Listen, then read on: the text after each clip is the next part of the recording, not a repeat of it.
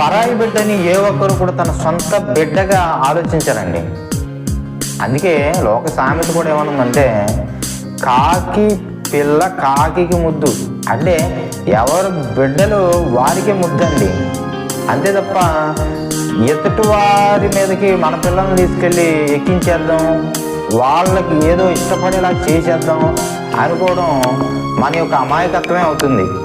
ఎందుకంటే దేవుడు ప్రేమించి లోకంలో పుట్టిన ప్రతి ఒక్కరు కూడా తన పిల్లలుగానే చూస్తున్నాడు. కానీ మనుషులు మాత్రం తన బిడ్డలను మాత్రమే సొంత బిడ్డలుగా, లేదంటే వారి మీద ఉన్న ప్రేమ పరాయి బిడ్డల మీద ఎప్పుడు కూడా చూపించరండి. కానీ దేవుడు అలా లేడండి. అమెరికా వాళ్ళు కానివ్వండి, ఆఫ్రికా వాళ్ళు కానివ్వండి, ఆస్ట్రేలియా వాళ్ళు కానివ్వండి, జర్మనీ వాళ్ళు కానివ్వండి, మరి ఆంగ్లేయులు కానివ్వండి, ఎవరైనా కానివ్వండి, దేవుడు అందరినీ ప్రేమిస్తున్నాడు. అందరికీ ఒకే మరి నీటిని ఇస్తున్నాడు, ఒకే భూమిని ఇచ్చాడు, ఒకే ఆహారాన్ని ఇస్తున్నాడు. అందరూ ఒకే విధంగా ఉండాలని అందరినీ ప్రేమిస్తున్నాడు అండి. అందరి మీద ఒకే ప్రేమను కలిగి ఉన్నాడు.